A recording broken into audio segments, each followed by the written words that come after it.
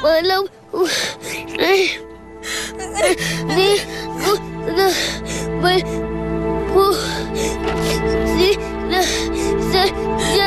sorry na po.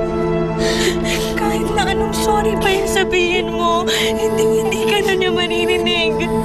Hindi ka na niya mapapatawad. Ay, naman na po. Wala na po awain si Lola. Wala na po siyang magagawa. Hindi kita mapapatawad. Kahit na anong gawin mo, hindi kita mapapatawad. Umalis ka dito! Umalis ka dito!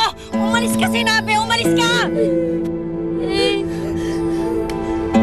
Ba't mo naman pinagagalitan si Luna? Ikaw dito ka lang. Pabayaan mo yung kapatid mo. Pero, Nay, kawawa naman po si Lola. Rowena, baka mamaya lumayas na naman si Luna. Ikaw rin ang mamumblema dyan. Kapag may nangyaring masama kay Luna, makukonsensya ka rin. Marieta, ayoko na magalit kay Luna. Kaya lang, siya ang dahilan kung bakit namatay ang lolo ko. Siya ang dahilan kung bakit namatay si Lolo Igme. Rowena, walang kasalanan ang anak mo. Napakaliit pa niya para isumbat mo yung ganyan sa kanya.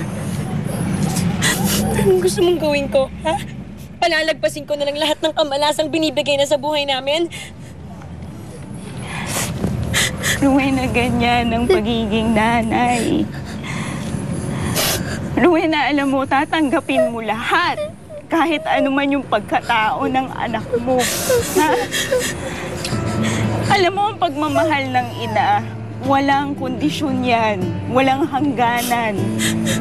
Talikuran man yan o kutyain ng buong mundo.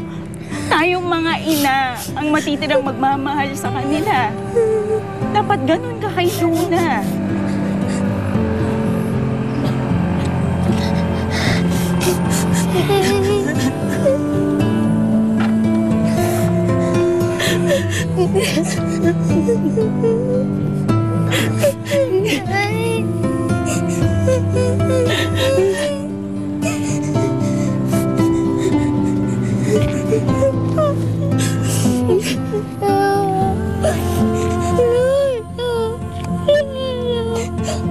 Lola.